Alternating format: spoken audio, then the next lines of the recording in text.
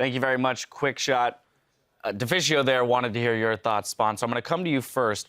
After what we saw in the remade game in terms of pick bans, entirely new stuff came out, and EDG going for this Siege comp. Yeah, and, you know, historically is 100% correct that they struggled with this, and then they had one composition that they could make work, and this is why I actually thought it would work, and that was their Azir Jinx composition.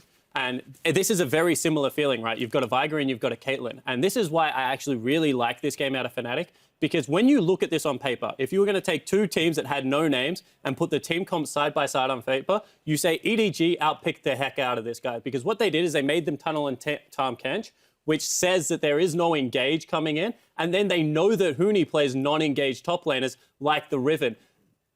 Honestly, Fnatic had one win condition, and that was snowball their top laner. The credit that you have to give to Fnatic is that this team is that damn good at the game that they had one win condition, and they completely blew EDG out of the water. That was a very one-sided affair. I think the question... hold on, just EDG on your screen. Looking, you know, a little down in the dumps here. Down 0-2 is not the way they wanted to start this series.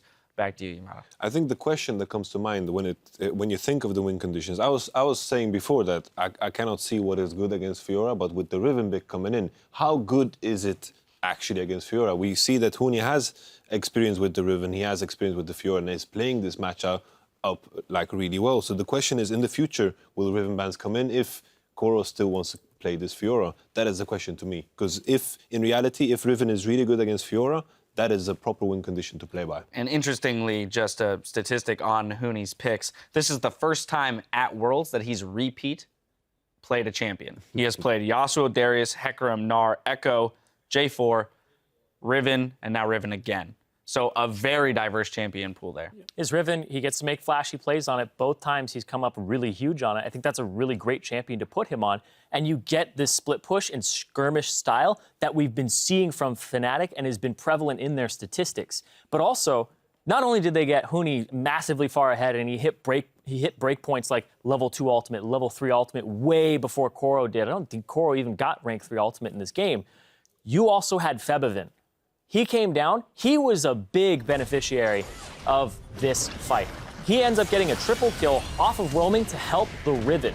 So even though you're getting this Huni ahead, you're getting him levels, you're getting him a CS advantage because he's manipulating the wave after this point with pressure, Febivin is hitting item breakpoints where now Veigar and Caitlyn have to watch out for themselves immensely. And the retaliation, this is where I disagree with you, Spawn, about losing in pick ban, because you still have a win condition that you can play to, even though, like that, in my opinion, that is not losing pick ban. That is still having a strategy that you can play towards, and I completely disagree, because Tahm Kench shuts down what they wanted to do with the pick. Well, let me let Spawn. Hold up, everyone. Let me direct Spawn first. How does Tahm Kench stop a turret siege?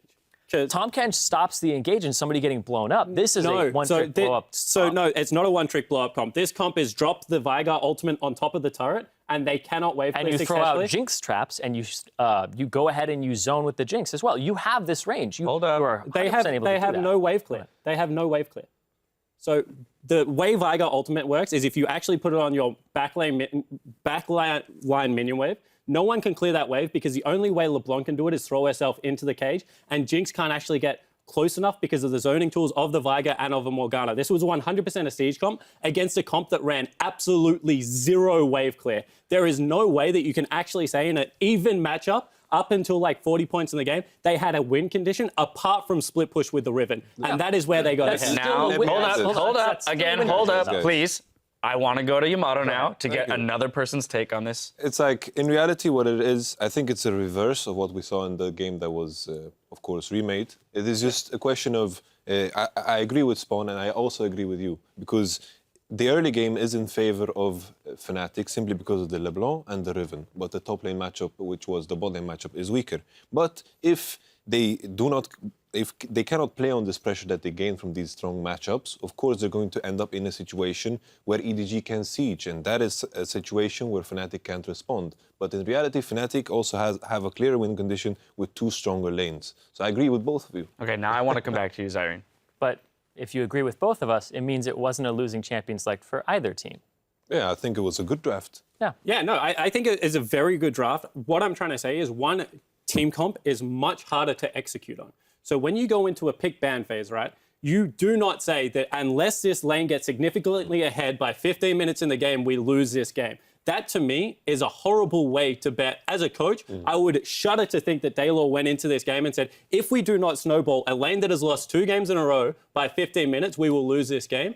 That, to me, is just a bizarre curveball to throw, but they threw it and it ended up winning. What I'm trying to say is that equal time, these teams are always in the favor of the zone control. The argument is that the win condition can't come from we need to be ahead by X amount of gold. By the win X condition is in an even state, right? Yeah. Which of these teams is going to perform better against the other? But that's a stylistic difference when you're looking at it, because as a coach, I could say, I want to pick a matchup that we're going to give a lot of resources to, try to snowball it, and that's a win condition there. If your win condition is to make it so that you have one person who's ahead and you're like, I can't bet on that, then can I bet on anything in the game at all? I feel like that's something because it's never going to be at an even state 100% of the time. I see as well, like, when you think of a pick and ban, it has to work in theory. And the question comes into mind is consistency. I understand that there's a certain risk coming into the draft with the Riven, but in reality, the real question is how good is Riven against Fiora? Because if this matchup is very, like, one-sided, as we saw,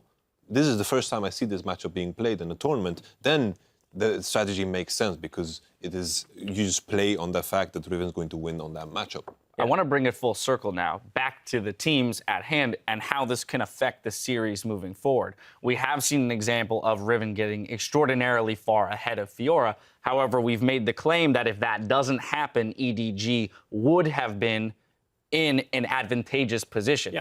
So what needs to then change on EDG's side in order to not allow that lead to be created by Fnatic and put themselves in a position 5-10 minutes later in the game where they can set up that siege? So one thing EDG did really well game 1, which they didn't do this game, was maintaining double pink wards on top lane. I actually feel like this, if you go back and watch a replay, and teams will do this, with carry top laners like that they're going to either run into Smeb and they'll run into Myron at some point if they're able to get through some of these, or someday. That double pink ward in top lane actually made Huni play the lane very differently to how Huni normally plays. So I think if they can go back to that, cheat towards bottom side of the map and maintain the double pink wards, it will actually help them out.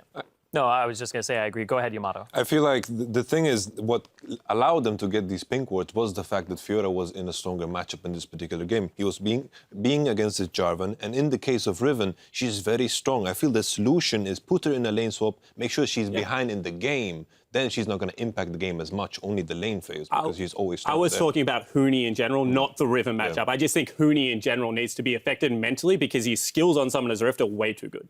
Well, compelling stuff. Fnatic is just one win away from advancing to next week's semifinals in Brussels. We'll take a look at match point right after this.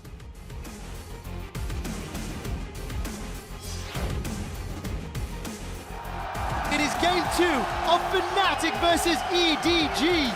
It's a messy fight so far, 2 for 2, and it's jungler on mid lane action. That's a triple kill. Huni's going to use those broken wings to get away, and he gets eaten. Yellow Star saves him. Another kill for Featherfed. Big AoE. Mako's been tagged, and a quiet taste will not even be needed. Get excited with Reckless is running away. A 3-man stun. Huni's not able to push EDG back. Fnatic crush Edward Gaming.